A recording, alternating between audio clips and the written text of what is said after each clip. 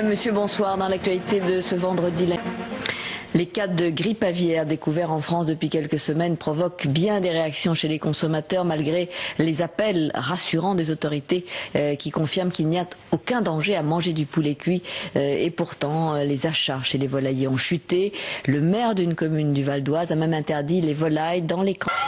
C'est dans l'Ain que le foyer de grippe aviaire est toujours le plus important. Hier encore, 11 nouveaux oiseaux sauvages ont été déclarés porteurs du virus H5N1. La zone déjà placée sous surveillance fait l'objet de mesures de protection renforcées.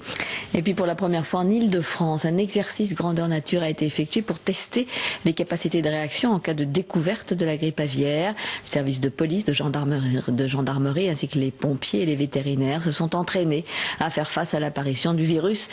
J'en viens maintenant à l'épidémie de chikungunya dont le ministre de la Santé, l'océan Indien, est concerné. Vous allez le voir sur cette carte. Et toujours au chapitre médical, l'accord intervenu la nuit dernière entre l'assurance maladie et les médecins après de longues heures de discussion. Les généralistes pourront augmenter d'1 € leur consultation à partir du 1er août, mais à condition de réaliser des économies sur les prescriptions en 2006 et 2007. Les explications d'Amel Arfaoui et Jean-Luc Douvillez. Le ministre de la Santé qui a aussi présenté un plan antidouleur doté de 27 millions d'euros d'ici 2010. C'est un aspect très important de l'amélioration des soins car aujourd'hui encore 40% des malades qui souffrent ne sont pas soulagés efficacement. Or il existe des moyens d'intervention comme nous le montre ce reportage à l'hôpital Lariboisière d'Isabelle Marc et Cédric Even. L'inquiétude et la colère des familles dans une maison de retraite de l'Essonne. Certains parents de personnes âgées dénoncent les dysfonctionnements de l'établissement qui ne respectent pas les règles d'hygiène ou de personnel. On parle même de maltraitance.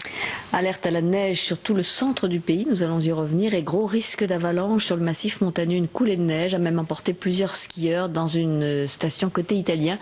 Ils ont pu être du verglas la nuit prochaine dans le nord. Prudence donc. J'en viens maintenant à l'affaire du meurtre du jeune Ilan. Le président ivoirien a signé le décret d'extradition de Youssouf Fofana. Le chef présumé du gang des barbares peut donc désormais être rapatrié en France. Un avion militaire qui s'est posé sur l'aéroport d'Abidjan se tient prêt à le ramener dans les heures qui viennent. Liseront Boudoul. En Grande-Bretagne, le meurtrier présumé de l'étudiant en France, c'est bien l'imprimerie nationale qui fabriquera les nouveaux passeports biométriques imposés dans le cadre de la lutte contre le terrorisme. Le Conseil d'État a en effet déclaré illégale la décision du ministère de l'Intérieur de confier la puce et les empreintes digitales à une société privée. Le document officiel, rappelons-le, est obligatoire pour se rendre aux États-Unis et cela depuis le mois d'octobre dernier. Les explications de Pierre Barretti et Thibault Malandra. C'est une première. Les salariés de la filiale française d'une entreprise américaine ont obtenu gain de cause en réclamant des notes internes en français et non pas en anglais. C'est un problème que rencontrent beaucoup de sociétés dont l'activité est internationale et dont l'encadrement emploie de plus en plus l'anglais comme langue de travail. L'enquête de Louis Olivier et Élise Le Guével. Dominique de Villepin s'est rendu à Marseille pour une journée consacrée à l'égalité des chances. Le Premier ministre s'est offert plusieurs bains de foule et a annoncé des aides pour un certain nombre de... Pour les prochaines municipales à Paris, c'est donc Françoise de Panafieux qui défendra les couleurs de l'UMP. Le second, celui qui est arrivé second après le premier tour de scrutin, Claude Goasguen, s'est retiré et le maire du 17e arrondissement, la maire, sera officiellement désigné demain pour affronter le candidat socialiste. Isabelle Torre et Jean-Louis Alferreau dressent le portrait de Françoise de Panafieux. 2 anciens combattants de la guerre de 14 n'avaient pas été répertoriés. On compte donc aujourd'hui 7 poilus survivants. Ils ont, ces deux nouveaux, si l'on peut dire, 104 et 107 ans. Et ils n'avaient pas sollicité leur carte d'anciens combattants. Le doyen des poilus, lui, a 111 ans. Jean-Pierre Kitty. En football, le bras de fer se durcit entre Marseille et Paris à 2 jours de la rencontre entre les deux clubs au Parc des Princes.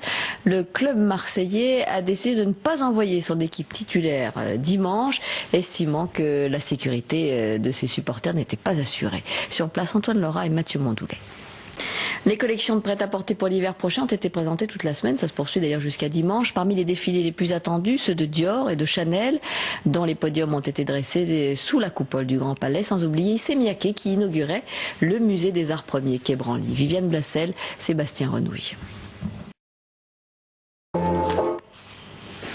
Serge Gainsbourg disparaissait il y a 15 ans. Tout le monde aujourd'hui évoque le souvenir de cet artiste hors norme, poète et musicien de génie.